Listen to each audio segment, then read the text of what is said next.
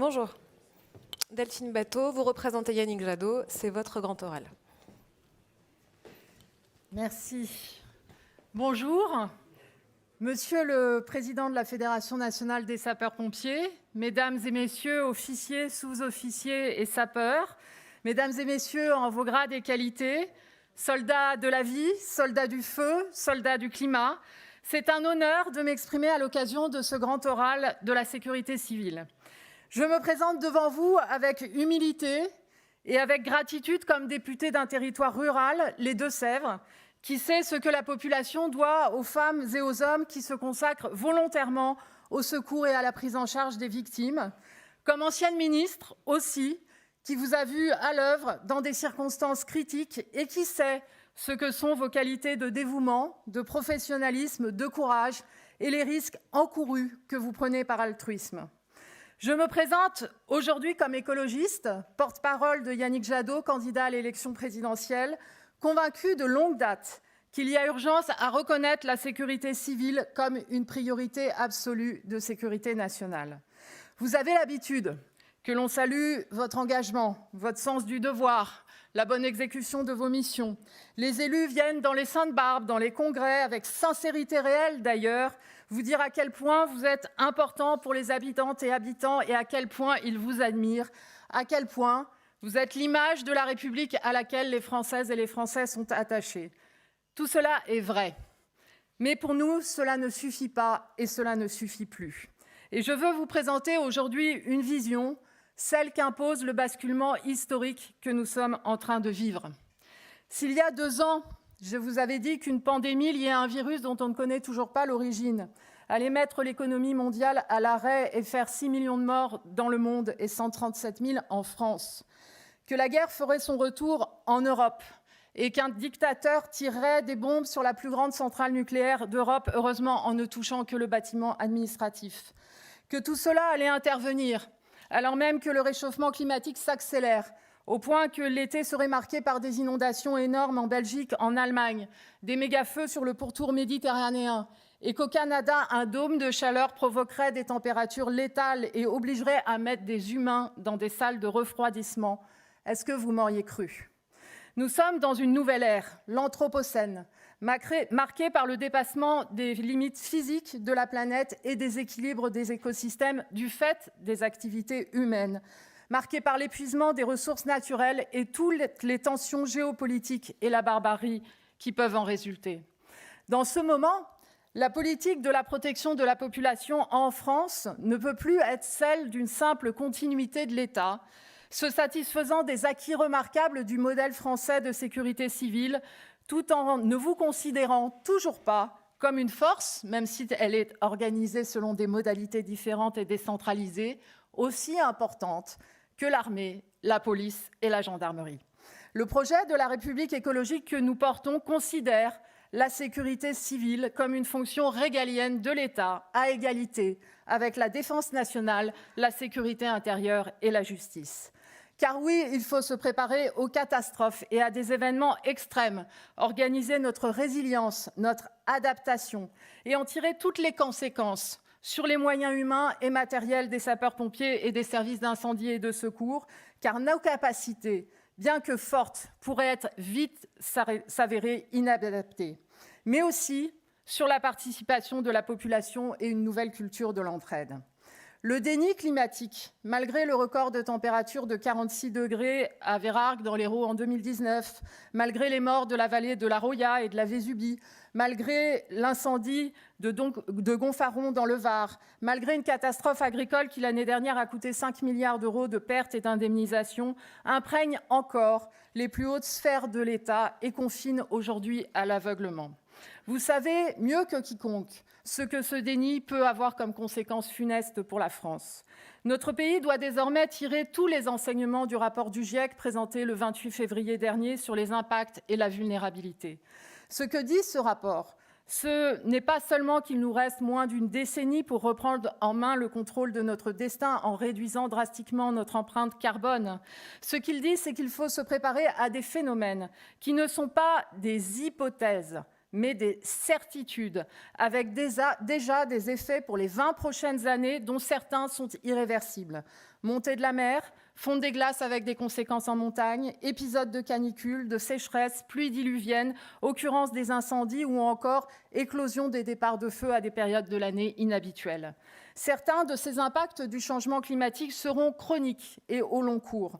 D'autres entraîneront des phénomènes extrêmes en métropole comme en outre-mer, probablement hors de portée de nos moyens opérationnels, comme on le voit déjà dans un certain nombre de pays, et je pense notamment à l'Amérique du Nord ou à l'Australie. Le calendrier de l'urgence est connu. Il est établi que le seuil de 1,5 degré sera franchi entre 2027 et 2033. 1,5 degré pour la France, cela signifie une probabilité de 47% de canicule sans précédent historique, une occurrence des sécheresses multipliée par 2, 41% d'augmentation des feux de forêt en Méditerranée, 11 jours de vagues de chaleur supplémentaires dans les Caraïbes. 2027, c'est demain. Et la tâche du prochain quinquennat est d'y faire face et de préparer la nation. En matière de prévention des risques, notre pays a jusqu'ici souvent eu une tradition d'évolution de ses dispositifs de politique publique après une catastrophe.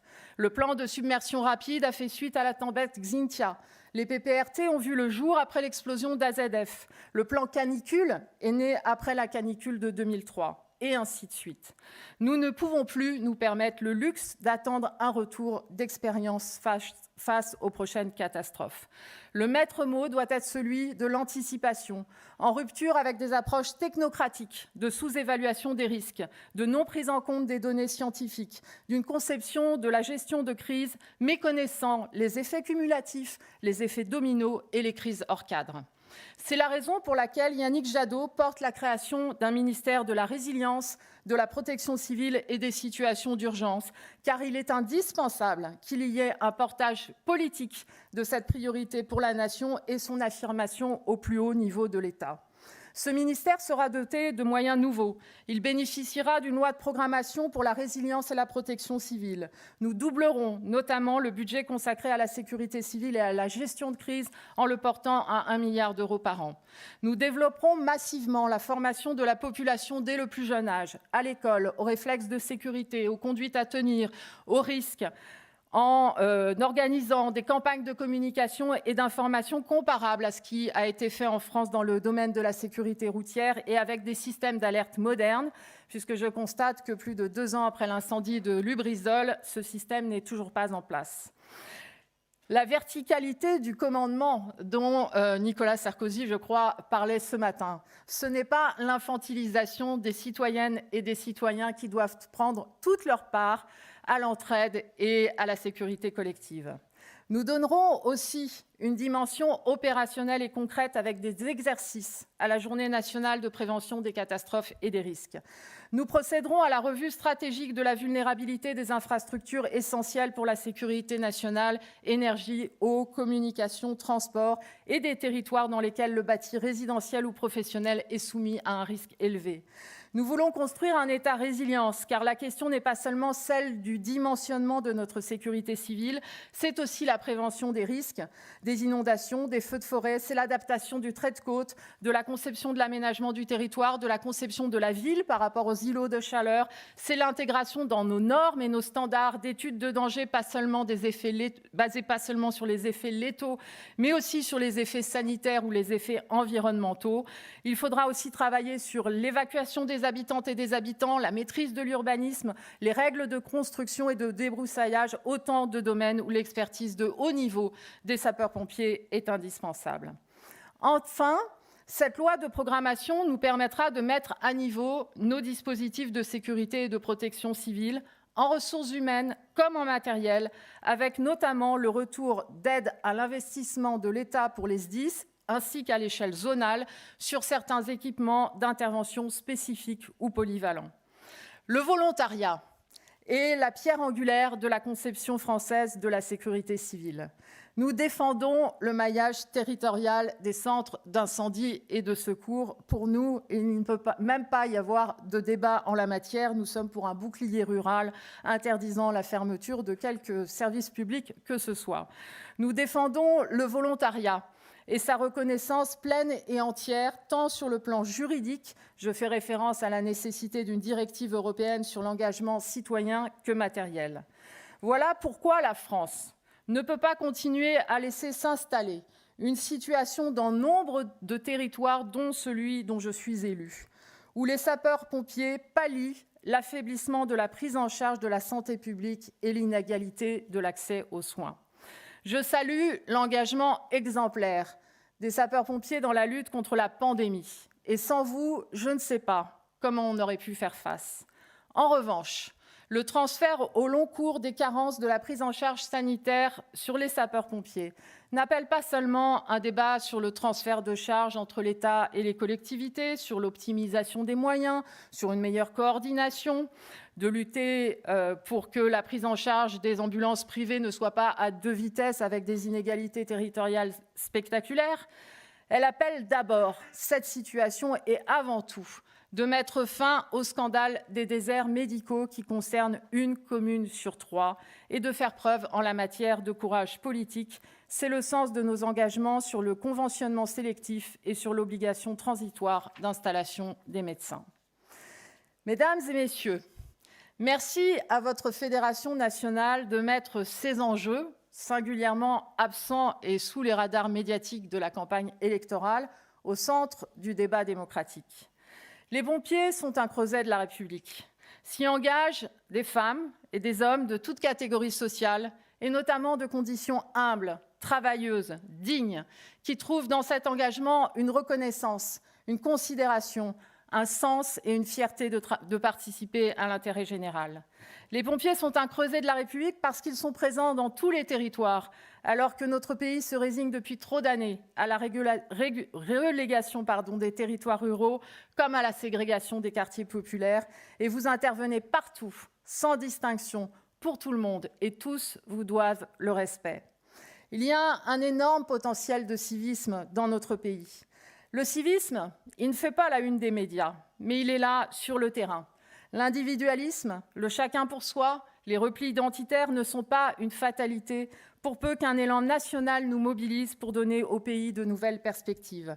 Il y a un énorme potentiel dans la jeunesse, je le vois avec le remarquable exemple de votre engagement pour les JSP. Il faut faire confiance à la jeunesse qui ne demande qu'à servir son pays et à trouver un sens dans notre époque.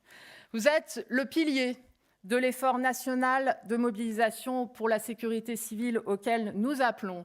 Et c'est en reconnaissant l'écologie comme une priorité forte pour la nation, comme un enjeu régalien à part entière, comme un enjeu de sécurité nationale à part entière, que nous entendons donner une place nouvelle aux sapeurs-pompiers de France. Je vous remercie.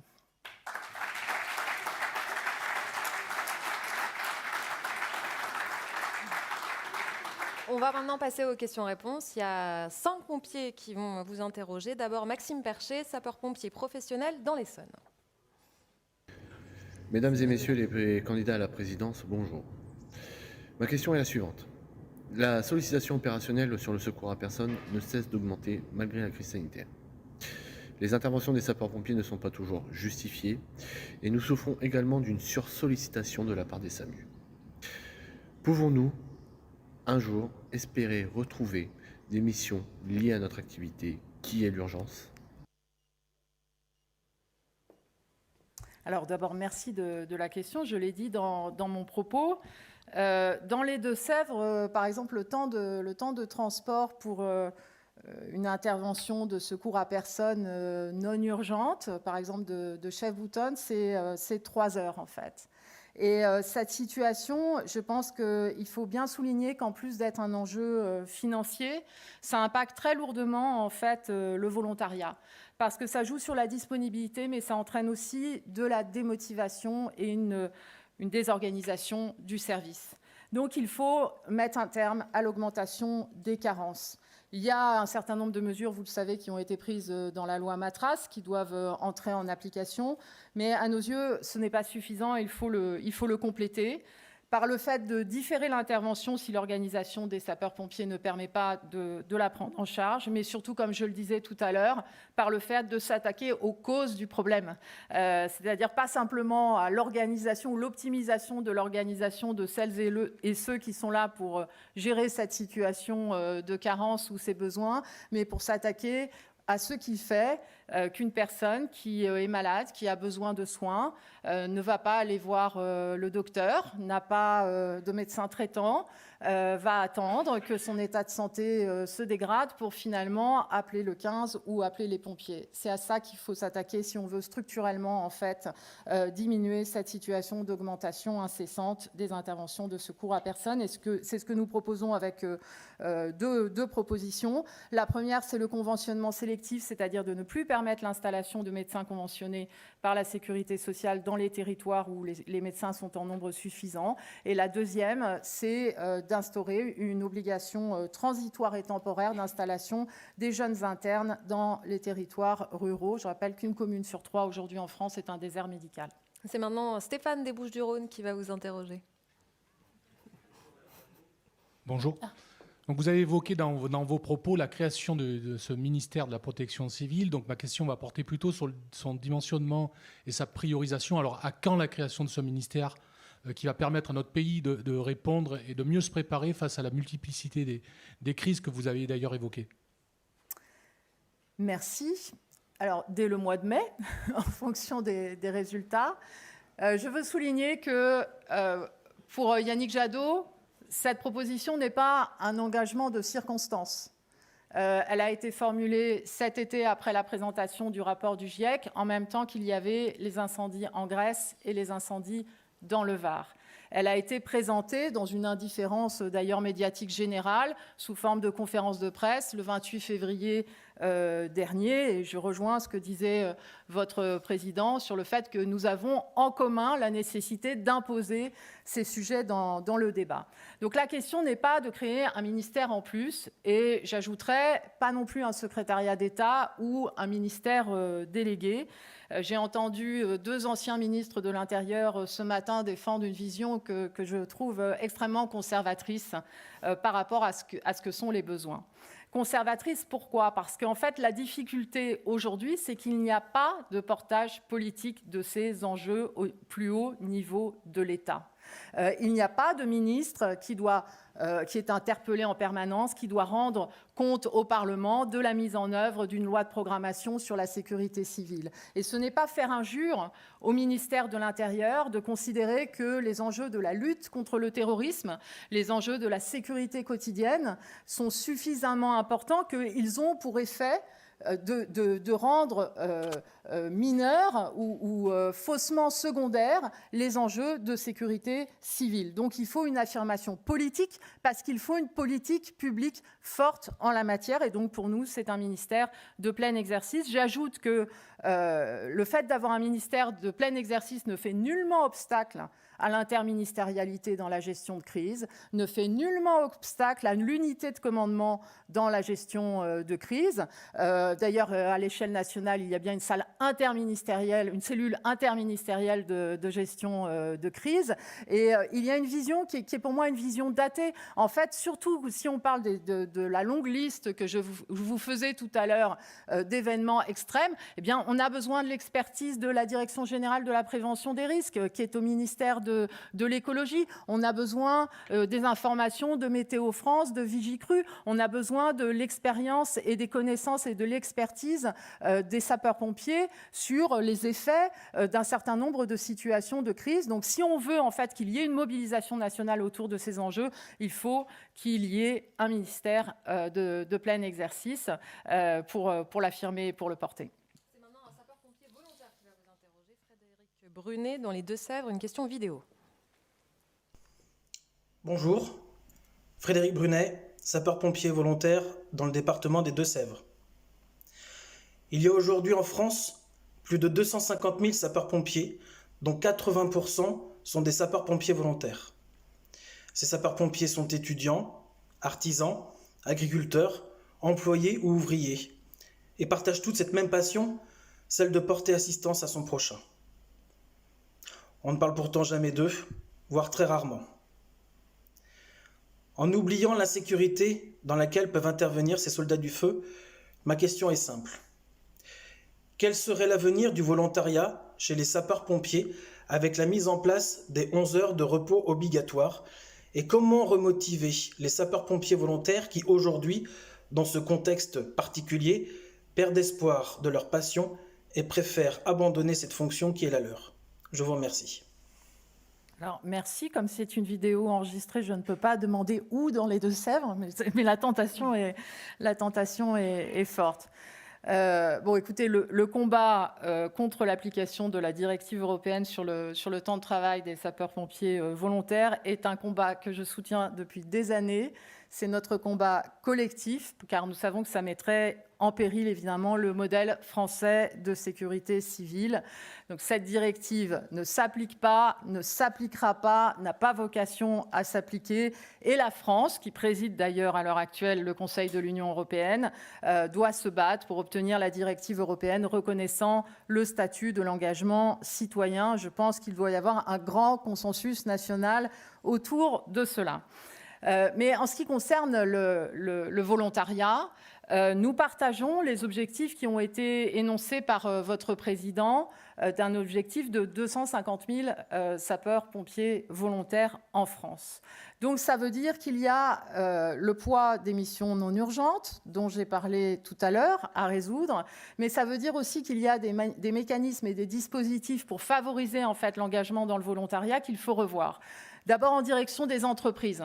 Le système du mécénat, ça ne marche pas, c'est beaucoup trop compliqué et donc il faut des aides pour les entreprises qui ont des salariés qui sont sapeurs-pompiers, soient soutenus et soient encouragés dans leur engagement citoyen. Donc il a été évoqué la question de système d'exonération. On peut aussi penser à des aides comparables aux aides exceptionnelles, par exemple, qui existent pour l'embauche d'apprentis. Tout ça doit être discuté, mais c'est absolument indispensable. On n'y arrivera pas sans mettre sur pied un dispositif opérationnel en direction des entreprises. Deuxièmement, il faut revoir le taux horaire nominal dont nous souhaitons qu'il puisse, en le programmant dans le temps, doubler. Il faut ensuite revoir la situation entre l'État et les collectivités territoriales parce que nous sommes dans une situation où nous avons aussi besoin que les collectivités territoriales investissent dans les SDIS, investissent dans les moyens humains. Et donc, j'ai bien noté que votre proposition, c'est de sortir les SDIS en fait, du pacte de Cahors. Et donc, je crois que c'est par l'ensemble de ces mesures, c'est-à-dire le poids actuel des carences, le résoudre, les aides aux entreprises, une meilleure reconnaissance aussi de l'engagement des sapeurs-pompiers volontaires qu'on peut y parvenir. Il nous reste 8 minutes et 2 questions. Maintenant, c'est Angélique Friedrich, qui est sapeur-pompier volontaire dans les Ardennes, qui vous interroge. Madame Batho, comme vous le savez, les pandémies et les catastrophes naturelles n'ont pas de frontières. Quelles ambitions soutenez-vous pour positionner la coopération et la solidarité nationale, voire internationale, en accompagnement du financement des SDIS? Et quel doit être le rôle de l'Union européenne? Alors, le rôle de l'Union européenne, il est majeur et je pense qu'on est en train de vivre sous la pression des événements et de la guerre une évolution spectaculaire qui concerne les questions de défense et dont il faut étendre la logique aux questions de sécurité civile et de protection commune dans le contexte notamment d'accélération du réchauffement climatique que j'évoquais. Je voudrais d'abord saluer votre engagement et l'engagement actif de la France dans la solidarité européenne. Je pense notamment aux incendies en Grèce cet été. L'expertise et le savoir-faire français, ils sont reconnus aujourd'hui en Europe et c'est un motif de satisfaction, c'est une fierté nationale. Il faut aller plus loin. Nous sommes résolument pro-européens, donc ça veut dire qu'il faut augmenter les moyens coordonnés d'entraide et d'intervention réciproque. Mais cette logique-là, en fait, elle vaut aussi à l'échelle nationale. Il y a des scénarios qui peuvent pousser nos moyens aux limites en fait de nos capacités opérationnelles. Donc il faut renforcer les centres opérationnels zonaux, renforcer leurs états-majors, renforcer leurs capacités d'expertise, renforcer aussi un certain nombre de moyens matériels d'intervention en se basant sur des scénarios dans lesquels on a plusieurs événements sérieux ou graves dans plusieurs départements en même temps. Et donc ça doit être pris en compte aujourd'hui dans le paramétrage des moyens dont nous avons besoin, qu'ils soient humains ou qu'ils soient matériels. C'est l'heure de la dernière question, une question vidéo qui vous est posée par Florent Feutrier, qui est sapeur-pompier volontaire dans les Hautes-Alpes. Bonjour. Ne trouveriez-vous pas normal d'accorder des avantages, fiscaux ou autres, aux artisans et aux indépendants qui donnent de leur temps aux sapeurs-pompiers volontaires en délaissant leur activité professionnelle? Merci pour votre réponse. Merci pour la question. Oui, bien sûr, avec une particularité pour eux qui est liée à leur statut professionnel d'artisan et d'indépendant. Et aujourd'hui, on a une situation d'absence de dispositifs efficaces, voire même de contraintes dans les questions de rapport avec les banques ou de rapport avec les artisans. Donc tout ce qui est pénalisant doit être supprimé. Et ensuite, il faut effectivement un dispositif adapté tenant compte de cette spécificité, certainement avec une adaptation particulière du dispositif de soutien aux entreprises que j'évoquais tout à l'heure. Ce que je veux dire, parce que, évidemment, voilà, il me reste 4 minutes, on peut se dire, mais tout ça va coûter cher. Beaucoup moins cher que les conséquences que peuvent avoir un certain nombre d'événements si nous n'anticipons pas et si nous ne nous donnons pas les moyens, non pas de tout éviter, mais d'être résilients face à ce qu'il va arriver. C'est la première chose. La deuxième, c'est que d'investir dans le modèle français de sécurité civile et dans le volontariat coûte beaucoup moins cher que d'embaucher des sapeurs-pompiers professionnels. Et donc, il y a un vrai choix à faire pour la nation, en fait.